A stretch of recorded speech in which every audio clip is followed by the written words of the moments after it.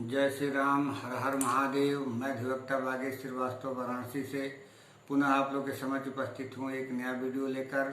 विषय है दंड प्रक्रिया संहिता 1973। इसके पूर्व भी मैंने दंड प्रक्रिया संहिता से संबंधित लगभग 11 वीडियो अपने यूट्यूब चैनल पर अपलोड कर दिया है। कृपया आप उसको जरूर देखें और वीडियो पसंद आए तो लाइक करने में कोताही न करें। बेल आइकन पर क्लिक कर दें ताकि जब भी मैं कोई वीडियो अपलोड करूं तो इसकी सूचना आपको तुरंत मिल जाए। आते हैं विषय पर। आज हम चर्चा करेंगे धारा 164 का। इसमें दो तरह के बयान होते हैं, एक संस्कृति से संबंधित बयान होते हैं और एक संस्कृति से संबंधित भिन्न बयान होते हैं, जिसको कन्फेशनल बयान बोला जाता है और नॉन कन्फेशनल बयान बोला जाता है। तो जब धारा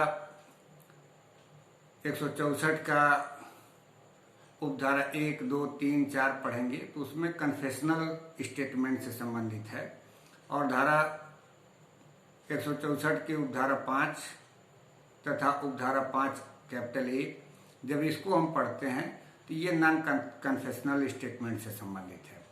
अब देखते हैं इसमें क्या क्या है। ये मेंस के पर्पज से इम्पॉर्टेंट तो है ही। प्री के दृष्टिकोण से इसमें छोटे छोटे क्वेश्चन ऐसे बनते हैं जो कि समझना जरूरी है। पहला तो ये समझना जरूरी है कि इसके लिए सक्षम कौन व्यक्ति हैं जो 164 का बयान अभिलिखित करते हैं, क्योंकि ये धारा 25 और 26 से रिलेट करता है जो हमारा भारतीय साक्ष्य अधिनियम है। कोई भी संस्कृति तब तक पुलिस अभिरक्षा में वैध नहीं होगा, यानी कि रिलेवेंट नहीं होगा, जब तक कि उसको साक्षात मजिस्ट्रेट के समक्ष उपस्थित न किया जाए।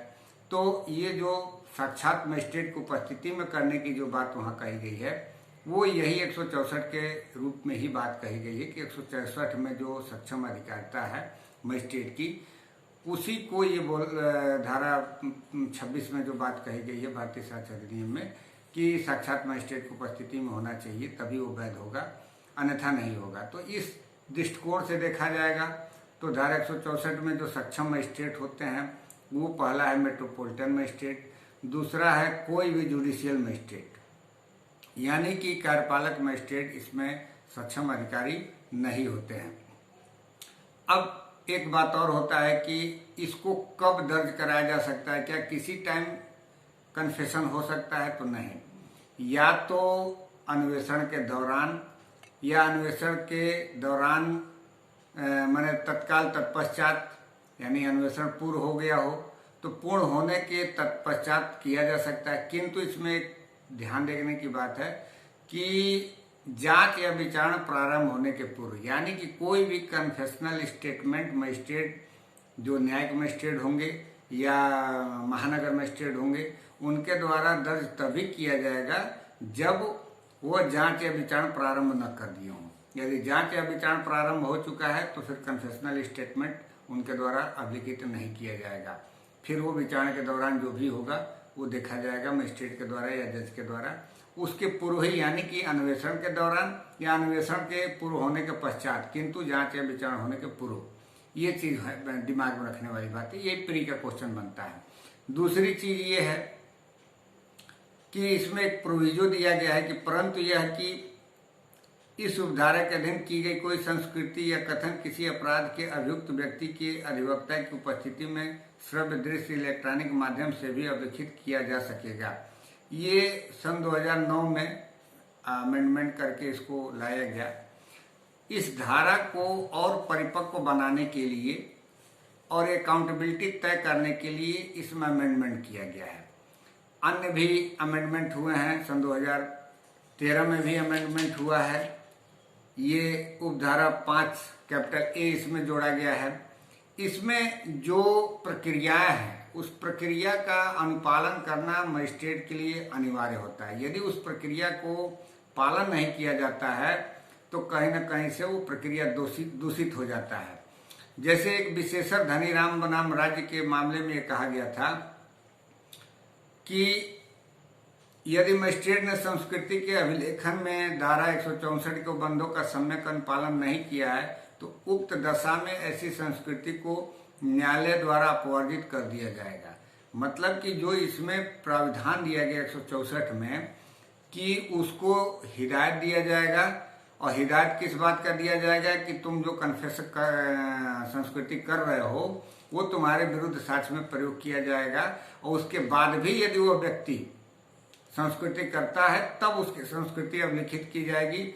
क्योंकि जो इसमें फॉर्मेलिटी की बात कही गई है उपधारा 3 और उपधारा 2 में, ये स्पष्ट अक्षरों में है और आज्ञापक है। इसमें कहा गया है कि मजिस्ट्रेट, उपधारा 2 में, कि मजिस्ट्रेट ऐसी किसी संस्कृति को अभिलिखित करने के पूर्व उस व्यक्ति को जो संस्कृति कर रहा है यह समझाएगा कि वह ऐसी संस्कृति करने के लिए आबद्ध नहीं है, और यदि वह उसे करेगा तो वह उसके विरुद्ध साक्ष्य में उपयोग में लाई जा सकती है। और मजिस्ट्रेट कोई ऐसी संस्कृति तब तक अभिलिखित न करेगा जब तक उसे करने वाले व्यक्ति से प्रश्न करने पर उसको यह विश्वास करने का कारण न हो कि वह स्वेच्छा से की जा रही है। ये उपधारा 2 में स्पष्ट शब्दों में कहा गया है, और यही कारण है कि जो उपधारा 4 है, उपधारा 4 में उनका खुद का मजिस्ट्रेट महोदय का स्टेटमेंट होगा। उसमें स्पष्ट यहाँ जो फॉर्मेट दिया गया है उस फॉर्मेट में इस बात का डिक्लेरेशन भी होगा। अब उपधारा 4 क्या कह रहा है कि मैंने, नाम ब्लैंक है क्योंकि वहां पे जो भी मजिस्ट्रेट हो सकता है, को यह समझा दिया है, यानी कि अभियुक्त को जो भी नाम होगा समझा दिया है कि वह संस्कृति करने के लिए आबद्ध नहीं है, और यदि वह ऐसा करता है तो कोई संस्कृति जो वह करेगा उसके विरुद्ध साक्ष्य में भी उपयोग में लाई जा सकेगी। और मुझे विश्वास है कि यह संस्कृति स्वेच्छा से की गई है, यह मेरी उपस्थिति में और मेरे सुनते हुए लिखी गई है, और जिस व्यक्ति ने यह संस्कृति की है उसे पढ़कर सुना दी गई है, और उसने उसका सही होना स्वीकार किया है, और उसके द्वारा किए गए कथन का पूरा और सही वृत्तांत इसमें है। और वहां पे फिर मजिस्ट्रेट अपना जो भी होगा नाम लिख करके हस्ताक्षर करेगा। तो ये जो फॉर्मेलिटी उपधारा 4 की है, ये एक मजिस्ट्रेट को जो कन्फेशनल स्टेटमेंट है, यानी कि संस्कृति जो कर रहा है व्यक्ति, उसके स्टेटमेंट को दर्ज करने की एक इनकी अकाउंटेबिलिटी तय करती है कि ये जो है मजिस्ट्रेट किसी भी तरीके से किसी भी व्यक्ति का ऐसे ही संस्कृति नहीं दर्ज कर लेंगे।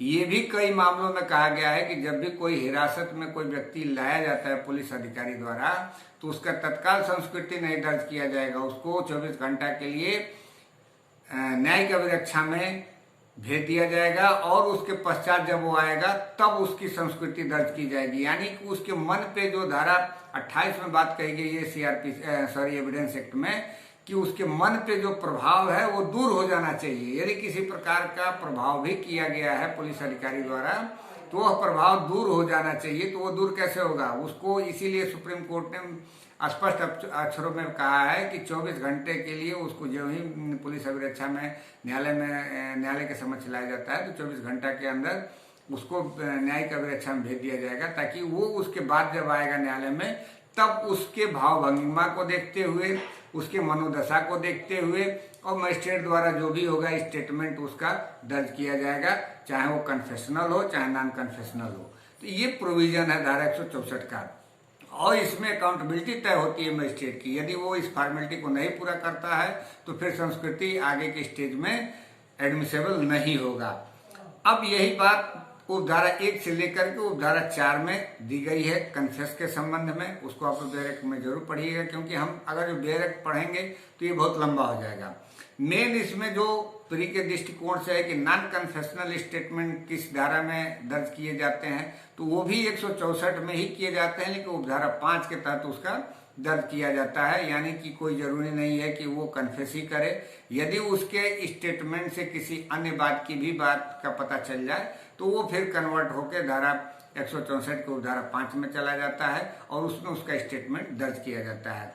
वैसे ही फिर कैपिटल 5A कैपिटल ए में, यानी कि 5 क जो उपधारा 5 क जोड़ा गया सन 2013 में, तो उसमें भी ये बातें कही गई हैं कि जो कोई विक्टिम है, खासकर जो लैंगिक अपराधों से संबंधित, तो उसके स्टेटमेंट को तुरंत जो है जो पुलिस अधिकारी है उसको दर्ज करवाएगा मजिस्ट्रेट के समक्ष, और उसमें इस बात का ध्यान रखा जाएगा कि यदि वो महिला किसी प्रकार से असक्षम हो गई है, असक्षमता का मतलब कि डिसेबिलिटी किसी कारण से आ गया है उस अपराध के होने से, जैसे बोलने में असमर्थ हो गई है, या किसी मानसिक रूप से किसी प्रकार का कोई ग्रस्त हो गई है, तो उस स्टेज में ये कह रहा है कि वीडियो रिकॉर्डिंग भी उसकी की जाएगी और दुभाषियों को भी वहां पे रखा जाएगा। तो ये बातें कही गई हैं। अब इसमें जो बात कही गई है, एक और बात कही गई कि ऐसे किसी व्यक्ति के जो अस्थायी या अस्थायी रूप से मानसिक या शारीरिक रूप से निःशक्त है, खंड क के अधीन अभिलिखित कथन को भारतीय साक्ष्य अधिनियम की धारा 137 में यथा विनिर्दिष्ट मुख्य परीक्षा के स्थान पर एक कथन समझा जाएगा और ऐसा कथन करने वाले की विचारण के समय उसको अभिलिखित करने की आवश्यकता के बिना ऐसे कथन पर परीक्षा की जा सकेगी। मतलब कि जो स्टेटमेंट मजिस्ट्रेट के समक्ष कोई व्यक्ति देता है 164 की उपधारा 5 क के तहत, तो ऐसा नहीं कि फिर वही स्टेटमेंट उसका रिपीट होगा, उसको रिपीट कराने की जरूरत नहीं है, उसका चीफ उसको मान लिया जाएगा। यानी कि जो मजिस्ट्रेट के सामने ये बयान दिया गया है उसको चीफ के रूप में, एज ए चीफ के रूप में ट्रीट किया जाएगा और उसका फिर क्रॉस एग्जामिनेशन हो सकता है। यही बात उपधारा 5 के ख में कहा गया है। अब जो उपधारा 6 इसका बताता है, ये कह रहा है कि धारा के अधीन किसी संस्कृति या कथन को अभिलिखित करने वाला मजिस्ट्रेट उसे उस मजिस्ट्रेट के पास भेजेगा जिसके द्वारा मामले की जांच या विचारण किया जाना है। यानी कि इसके कहने का तात्पर्य यह है कि यहाँ पे जो अथॉरिटी दी गई है मेट्रोपॉलिटन मजिस्ट्रेट की या कोई भी न्यायिक मजिस्ट्रेट की, तो कन्फेशनल स्टेटमेंट हो या नॉन कन्फेशनल स्टेटमेंट हो, दर्ज तो उनके द्वारा कर लिया जाएगा। लेकिन अब दर्ज करने के बाद की जो प्रक्रिया है वो धारा 6 में बताया गया है कि अब उसके बाद वो क्या करेगा कि उसकी प्रति जो है जो भी दर्ज किया गया है उसको संस्कृति या जो नॉन कन्फेशनल स्टेटमेंट है उसको उस मजिस्ट्रेट के पास भेज दिया जाएगा जिसके यहाँ वो ट्रायल होना है। तो ये बातें धारा 164 में दी गई है। कुछ जो बातें हैं जो प्री के दृष्टिकोण से, वो 2-3 बातें हैं। पहला तो ये है कि कौन व्यक्ति सक्षम है, वो मेट्रोपॉलिटन मजिस्ट्रेट है, और दूसरा कोई भी न्यायिक मजिस्ट्रेट है, यानी कि कार्यपालक मजिस्ट्रेट इसमें सक्षम व्यक्ति नहीं है। कब किया जा सकता है, तो ये बातें कही गई हैं कि अन्वेषण के दौरान या अन्वेषण के पश्चात, किंतु विचारण या जांच के प्रारंभ होने के पूर्व, यानी कि विचारण के दौरान, जांच के दौरान कन्फेशन नहीं हो सकता है धारा 164 के अधीन। इसके बाद जो मैंडेटरी प्रोविजन है वो धारा 164 के उपधारा 2, 3, 4 में है। उपधारा 4 में वो बताया गया है कि अकाउंटेबिलिटी कैसे तय की जाएगी मजिस्ट्रेट की, जो अभिलिखित करेगा वो बाकायदे अपने हस्ताक्षर युक्त इस बात का डिक्लेरेशन करेगा कि हमने अभियुक्त को समझा दिया है और वह स्वेच्छा से अपनी संस्कृति कर रहा है, और उसके बाद वो अपना मजिस्ट्रेट दस्तखत करेगा अपना और हस्ताक्षर करेगा जो भी होगा। और इसके बाद से जो उपधारा 5 या उपधारा 5 क जो है ये बताता है कि जो संस्कृति से भिन्न स्टेटमेंट है उसको कैसे दर्ज किया जाएगा, और यदि दर्ज किया जाएगा तो उसका क्रॉस एग्जामिनेशन भी हो सकता है बिना किसी मतलब उसके वो 137 में जो एविडेंस एक्ट की धारा 137 है उसके आधार पर इसको चीफ माना जाएगा, यानी कि मुख्य परीक्षा माना जाएगा। तो इस प्रकार से धारा 164 पे जो भी व्याख्या हो सकता है हमने किया। आप लोग को बात भी समझ में आई होगी। मिलते हैं अगले वीडियो में, तब तक के लिए इजाजत दीजिए। धन्यवाद।